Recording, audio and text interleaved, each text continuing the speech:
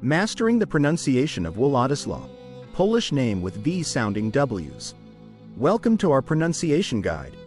Today, we'll delve into the correct pronunciation of Władysław, a traditional Polish name. In Polish, the W's in Władysław are pronounced like verses. Here's how you pronounce it.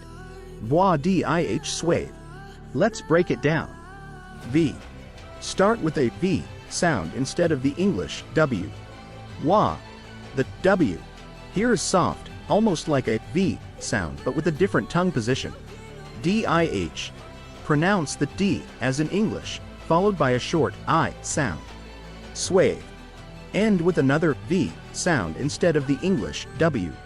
Practice saying Władysław slowly at first, focusing on each syllable's unique pronunciation.